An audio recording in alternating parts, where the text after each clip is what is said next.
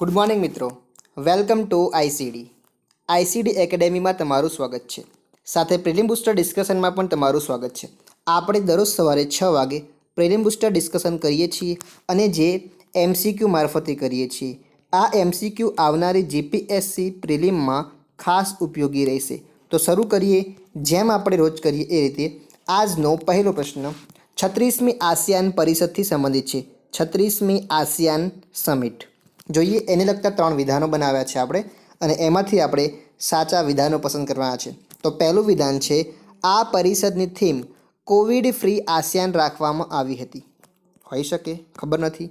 બીજું છે, પરિષદની અધ્યક્ષતા વિયેતનામ દ્વારા કરવામાં આવી હતી. ખબર નહીં. અને ત્રીજું છે, આ દરમિયાન આસિયાન COVID-19 રિસ્પોન્સ ફંડની સ્થાપવાનો નિર્ણય કરવામાં આવેલો છે. આવ્યો હોય નક્કી નહીં, ખબર નથી આપણને. તો આમાંથી આપણે સાચા વિધાનો પસંદ કરવાના છે અને આ છે આપણા ઓપ્શન્સ. સૌથી પહેલાં આપણે એની થોડી સમજ મેળવી લઈએ. તો રિસન્ટલી તાજેતરમાં જ વિડીયો કોન્ફરન્સ દ્વારા આસિયાન દેશોની 36મી પરિષદ યોજવામાં આવી, જેમાં COVID-19ની મહામારી પછીની રિકવરી અને ભાગીદાર દેશો સાથે સહકારની વાતો કરવામાં આવી હતી. આ 36મી પરિષદ છે એની થીમ શું રાખવામાં આવી હતી? તો કોહેસિવ એન્ડ રિસ્પોન્સિવ આસિયાન રાખવામાં આવી હતી. આ પરિષદની અધ્યક્ષતા કે જે વિયેતનામ દ્વારા કરવામાં આવી હતી, તે વર્તમાન સમયે આસિયાનનું પણ અધ્યક્ષ છે.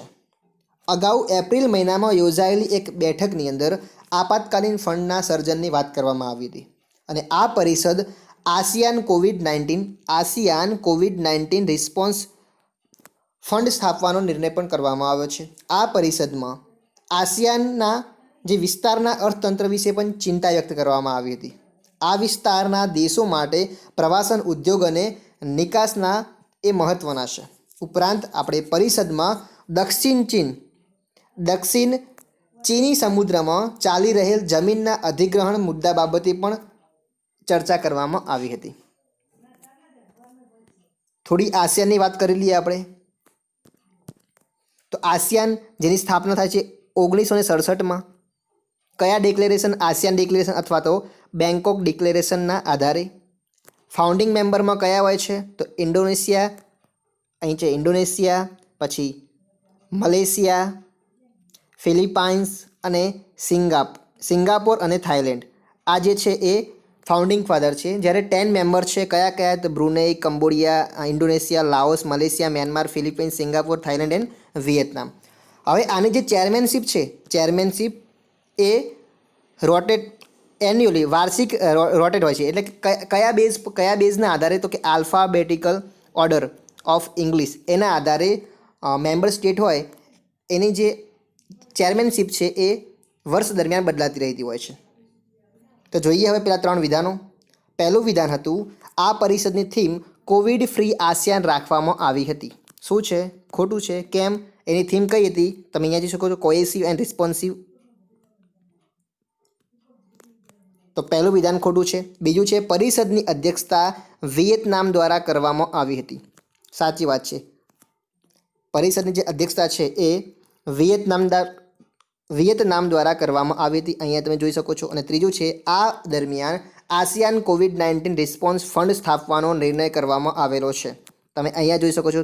તો ત્રીજું વિધાન પણ આપણું સાચું છે.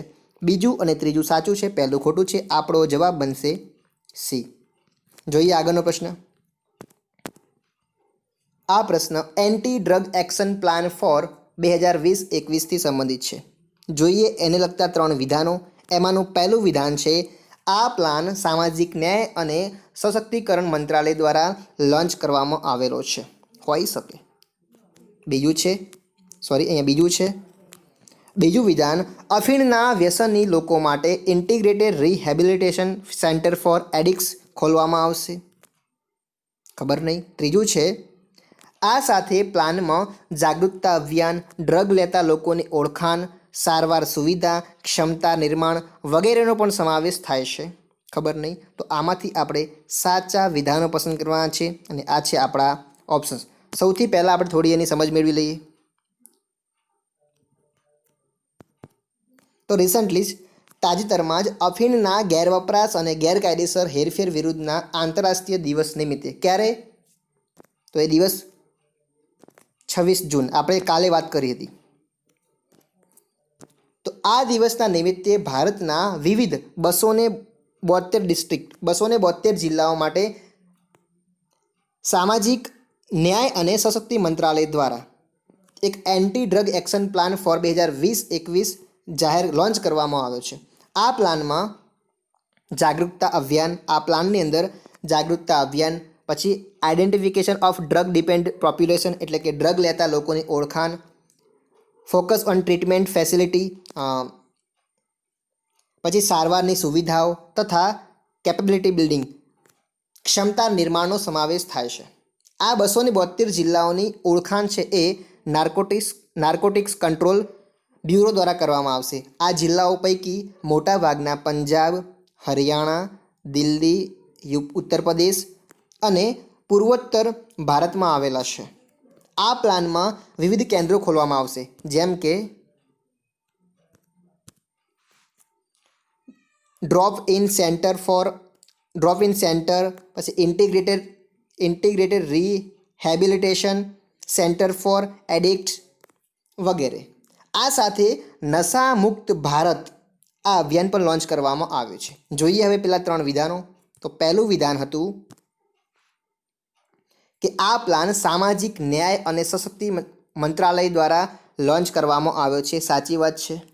તમે અહીંયા જોઈ શકો છો ministry of social justice and empowerment, એટલે પહેલું વિધાન સાચું છે. બીજું છે અફીણના વ્યસની લોકો માટે ઇન્ટિગ્રેટેડ રિહેબિલિટેશન સેન્ટર ફોર એડિક્ટ્સ ખોલવામાં આવશે. શું છે? તો આ પણ સાચું છે.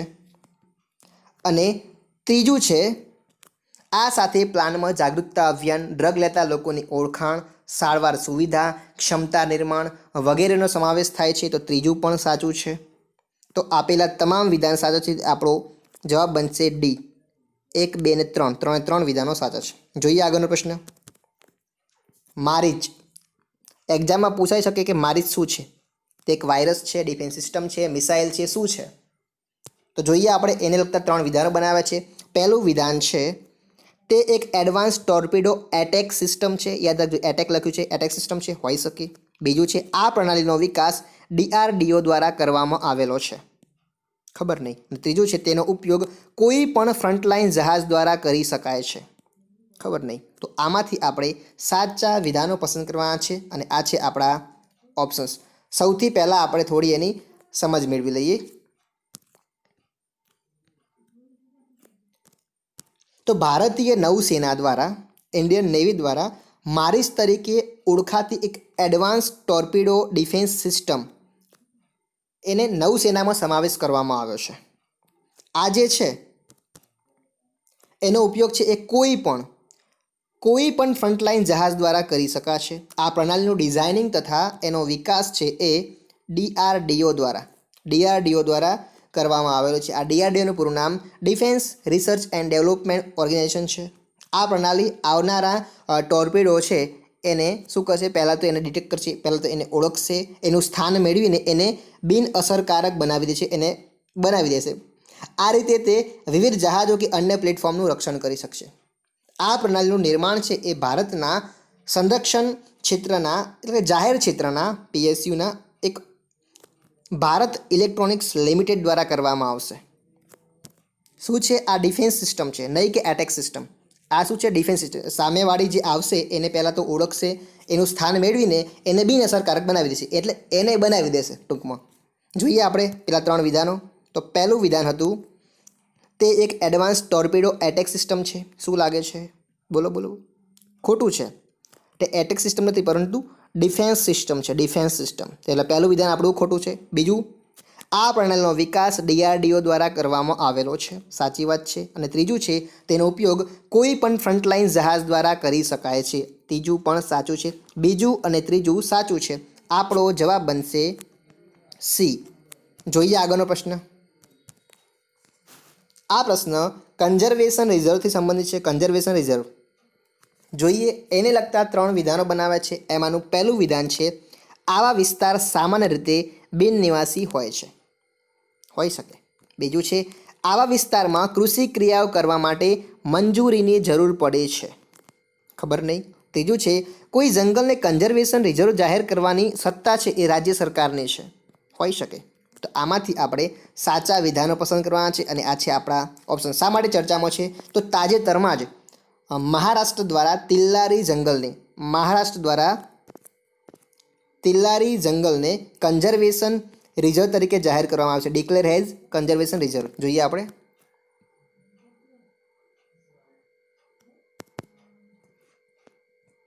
સામાન્ય રીતે એવા વિસ્તારો કે જે બિન નિવાસી હોય તથા જેની માલિકી છે એ સરકારની હોય તેમને કન્ઝર્વેશન રિઝર્વ જાહેર કરવામાં આવે છે અને આવા વિસ્તારોમાં કેટલાક સમુદાયો જીવન નિર્વાહ કરતા હોય છે.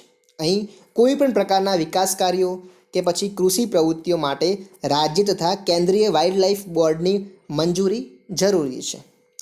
વન્યજીવ સંરક્ષણ અધિનિયમ એની અંદર 4 પ્રકારના સંરક્ષિત વિસ્તારોનો સમાવેશ થાય છે. કયા કયા?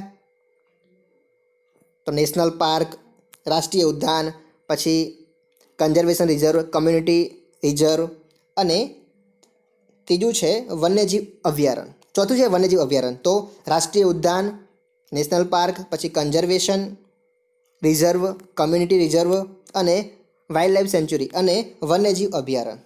રાજ્ય સરકાર દ્વારા કમ્યુનિટી રિઝર્વ અને કન્ઝર્વેશન રિઝર્વ છે એ જાહેર કરવામાં આવે છે. કોના દ્વારા? રાજ્ય સરકાર દ્વારા. તો જોઈએ આપણે 3 વિધાનો. તો પહેલું વિધાન હતું આવા વિસ્તાર સામાન્ય રીતે બિન નિવાસી હોય છે. સાચી વાત છે. આવા વિસ્તાર છે સામાન્ય રીતે બિન નિવાસી હોય છે. આવા વિસ્તારમાં કૃષિ ક્રિયાઓ કરવા માટે મંજૂરીની જરૂર પડે છે. આ પણ સાચું છે, મંજૂરીની જરૂર પડે છે. અને ત્રીજું છે કોઈ જંગલને કન્ઝર્વેશન રિઝર્વ જાહેર કરવાની સત્તા છે એ રાજ્ય સરકારની છે. ત્રીજું પણ સાચું છે. કન્ઝર્વેશન રિઝર્વ અને કોમ્યુનિટી રિઝર્વ તો એના માટે રાજ્ય સરકારની સત્તા જાહેર કરવાની સત્તા રાજ્ય સરકારની છે. તો ત્રીજું પણ સાચું છે. આપેલા તમામ વિધાનો સાચા છે. આપણો જવાબ બનશે ડી. જોઈએ આગળનો પ્રશ્ન. આ પ્રશ્ન હમણાં ફિક્કી દ્વારા 5 મુદ્દાનો એક એક્શન પ્લાન રજૂ કરવામાં આવે છે એને સંબંધિત છે. જોઈએ આપણે એટલે ખબર પડશે આપણને શું છે આ પ્લાનમાં. તો ભારત ચીન અથડામણ માટે ફિક્કી દ્વારા 5 મુદ્દાનો એક એક્શન પ્લાન જાહેર કરવામાં આવે છે. તો કયા મુદ્દાઓનો સમાવેશ આ પ્લાનમાં થાય છે? જોઈએ. પહેલું છે ઉત્પાદકતા, બીજું બોર્ડર મેનેજમેન્ટ. ચલો, પહેલું છે ઉત્પાદકતા, બીજું બોર્ડર મેનેજમેન્ટ, ત્રીજું આયાત અવેજીકરણ અને ચોથું સ્પર્ધાત્મકતા. 5 મુદ્દાઓ છે એમાંથી કયા મુદ્દાનો સમાવેશ થાય છે? આ 4 તો છે પણ કયા મુદ્દાનો સમાવેશ, આમાંથી સાચા કયા છે આપણે જોઈએ. આ છે આપણા ઓપ્શન્સ. સૌથી પહેલાં આપણે થોડી સમજ મેળવી લઈએ એમની.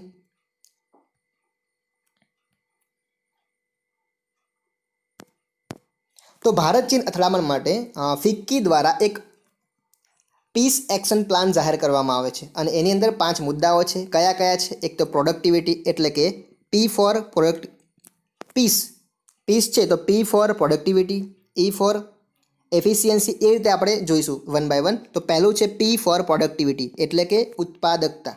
શું વાત કરવામાં આવી છે? તો બેન્ચમાર્કની સ્થાપના કરીને ઉત્પાદકતામાં વધારો કરવો. પછી બીજા નંબરમાં એફિશિયન્સી એટલે કે શું થાય? અસરકારકતા. તો સ્થાનિક તથા રાજ્ય સરકારો સાથે કાર્ય કરીને અસરકારકતામાં વધારો કરવો. E for efficiency. હવે આપણે એ ફોર ઓલ્ટરનેટ એટલે કે એક વિકલ્પો. શાની વાત કરવામાં આવી છે? તો આયાત માટેના શું? Import product. આયાત માટેના વૈકલ્પિક સ્ત્રોત માટે અન્ય દેશો તરફ નજર કરવાની. ચોથું છે કોમ્પિટિટિવનેસ એટલે કે સ્પર્ધાત્મકતા. તો ઇનોવેશન એન્ડ વેલ્યુ એડિશન દ્વારા સ્પર્ધાત્મકતાને સુધારવી. અને પાંચમું ઈ એક્સપોર્ટ. શું વાત કરવામાં આવી છે? નિકાસ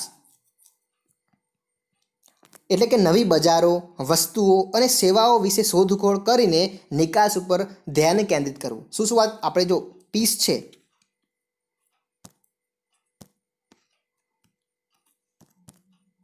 આ પીસ છે એને 5 જોઈ લેવા. પી ફોર પ્રોડક્ટિવિટી એટલે કે ઉત્પાદકતા, બેન્ચમાર્કની સ્થાપના કરી અને ઉત્પાદકતામાં વધારો કરવો. ઈ ફોર એફિશિયન્સી અસરકારકતા એટલે કે સ્થાનિક તથા રાજ્ય સરકારો સાથે કાર્ય કરીને અસરકારકતામાં વધારો કરવો.